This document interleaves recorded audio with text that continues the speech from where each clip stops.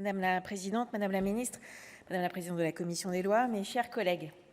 Je le disais déjà lors de la séance en première lecture, le report des élections provinciales en Nouvelle-Calédonie qui permettent de renouveler intégralement les membres des assemblées délibérantes de chacune des 3 provinces de Nouvelle-Calédonie, ainsi que de façon concomitante les membres du Congrès, n'est pas une question nouvelle.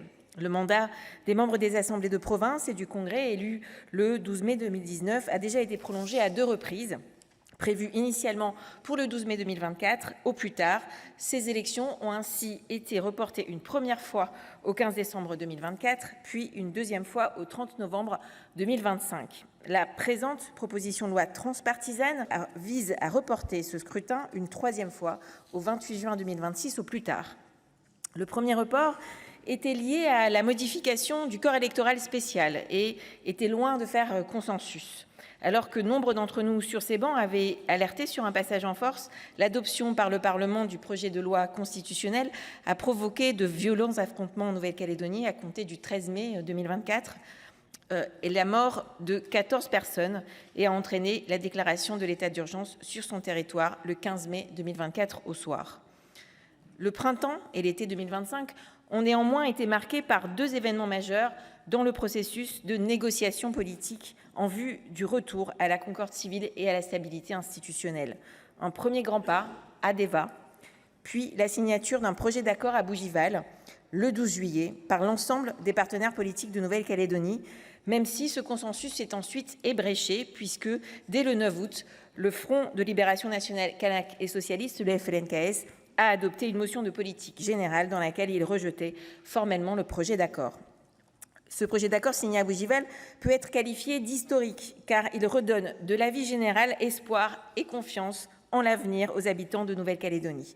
Après 4 années d'impasse provoquées par le dernier référendum, le 12 décembre 2021, il offre enfin la perspective d'un avenir commun avec l'élaboration d'un nouveau statut institutionnel pour la Nouvelle-Calédonie. Mais nous avons également entendu les doutes et les critiques qui peuvent être légitimes des opposants à ce projet d'accord. C'est pourquoi nous avons proposé dans un premier temps au Sénat la modification de l'intitulé de la PPLO en ajoutant « afin de permettre la poursuite de la discussion sur l'accord du 12 juillet 2025 et sa mise en œuvre ». Il s'agissait alors de préciser que ce projet d'accord constitue une base solide et précieuse, mais reste à approfondir, préciser, amender, en poursuivant les échanges avec l'ensemble des parties prenantes, y compris et surtout celles qui ont pu prendre, depuis le 12 juillet dernier, leur distance par rapport aux documents signés ce jour-là. Mais c'est aussi et toujours dans cette logique de compromis que nous avons décidé d'aller plus loin en commission mixte paritaire avec la quasi-unanimité des groupes et sur proposition de notre collègue socialiste Arthur Delaporte en retirant du titre de la PPLO la mention même de l'accord de Bougival. La loi vise donc désormais, je cite, à reporter les élections afin de permettre la poursuite de la discussion en vue d'un accord consensuel sur l'avenir institutionnel de la Nouvelle-Calédonie. En juin 1988, les accords de Matignon étaient conclus entre Jean-Marie Tjibaou, Jacques Lafleur et Michel Rocard. Le 20 août 1988, ils étaient complétés et consolidés à Oudinot pour devenir les accords de Matignon-Oudinot. Aussi, nous considérons que les bases posées à Bougival attendent elles aussi une suite, un complément, une précision. Bougival attend finalement son Oudinot. Avec ma collègue rapporteure Agnès Canayer, nous l'avons dit et nous le redisons. Cette PPLO de report des élections locales ne doit pas être un passage en force et il faut donner du temps au temps pour obtenir un consensus sur l'accord global. Et nous le redisons, tout comme vous, Madame la Ministre, les discussions ne pourront pas et ne devront pas se faire sans le FLNKS.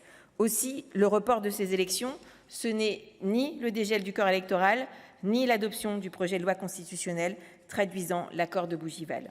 Nous saluons d'ailleurs, Madame la Ministre, le retrait du projet de loi constitutionnelle de l'ordre du jour qui permettra, nous l'espérons, la reprise des discussions et le retour de toutes les parties prenantes autour de la table afin d'obtenir un accord consensuel sur l'avenir institutionnel pour que les habitants de la Nouvelle-Calédonie partagent enfin un destin commun. Madame la ministre, mesdames les rapporteurs, madame la présidente, chers collègues, nous arrivons à l'examen des conclusions de la commission mixte paritaire sur la proposition de loi organique visant à reporter le renouvellement général des membres du Congrès et des assemblées de province de la Nouvelle-Calédonie, un texte d'initiative sénatoriale qui fait consensus, même si nous venons de le voir, il ne fait pas l'unanimité. Parler de la Nouvelle-Calédonie suppose de la sérénité et de la clarté, car ce sujet engage des femmes et des hommes attachés à leur terre, à leur histoire et à leur avenir commun. À nous de veiller collectivement à favoriser un dialogue sincère et constructif afin que les enjeux soient compris de tous et que les habitants de la Nouvelle-Calédonie ne se sentent pas spectateurs de leur propre destin, tandis que, vu de Paris, les débats semblent d'une autre nature. À ce stade, les seules modifications introduites au Sénat, puis en commission mixte paritaire sur notre proposition de loi organique, ont porté sur son intitulé, sans toucher au dispositif global du texte initial.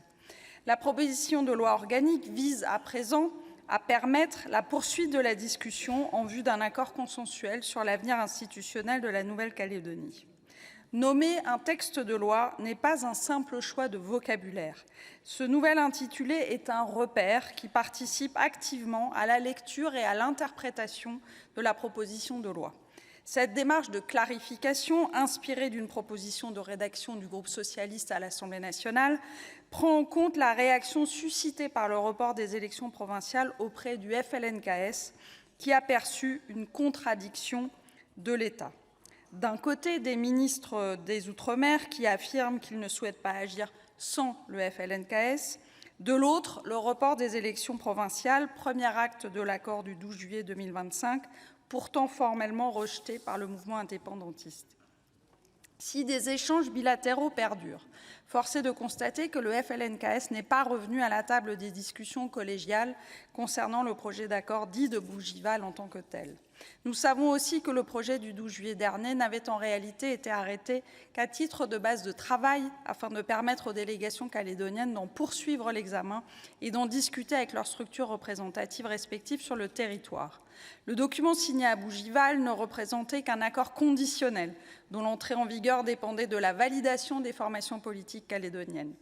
Les positions demeurent contrastées aujourd'hui, mais chaque camp admet, je crois, la nécessité de préserver autant que possible le fil ténu du dialogue.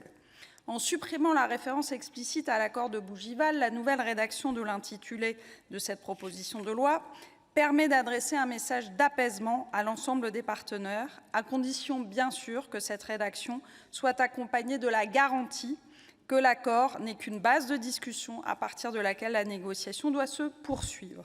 Il paraît difficile d'imaginer les formations politiques calédoniennes repartir de zéro et ignorer les acquis de Bougival qui s'inscrivent dans la continuité de la rencontre de Déva en mars 2025. L'accord du 12 juillet reste un projet à finaliser et non à sacraliser. D'ailleurs, l'échéancier indicatif de sa mise en œuvre ne pourra être tenu, le gouvernement ayant fort heureusement annoncé le retrait de l'ordre du jour des travaux du Parlement du projet de loi constitutionnelle qui avait été déposé au Sénat le 14 octobre dernier. Autant de signes qui contribuent à désamorcer l'accusation de passage en force, à rassurer les indépendantistes et à restaurer les conditions d'un consensus. Le groupe socialiste votera en faveur de ce texte car le report des élections provinciales constitue avant tout une nécessité politique. Des élections ce mois de novembre ne feraient que cristalliser les divisions existantes auxquelles se rajoute la gravité des enjeux économiques, sociaux et sanitaires. Comment en effet redonner un avenir économique à la Nouvelle-Calédonie sans visibilité politique et sans stabilité institutionnelle ? Notre groupe socialiste entend rester fidèle à la méthode calédonienne mise en œuvre par Michel Rocard et Lionel Jospin, celle du dialogue, du respect, de l'impartialité de l'État et de la progressivité qui a permis de garantir la paix civile en Nouvelle-Calédonie pendant plus de 30 ans. L'accord du 12 juillet doit évoluer, mûrir, intégrer les évolutions nécessaires sur les points essentiels connus de tous les négociateurs, la reconnaissance de l'identité kanak, le mécanisme de transfert de compétences, le respect du principe de l'autodétermination. Et ce, pour que le processus engagé à partir de 1988 aboutisse enfin à une décolonisation réussie.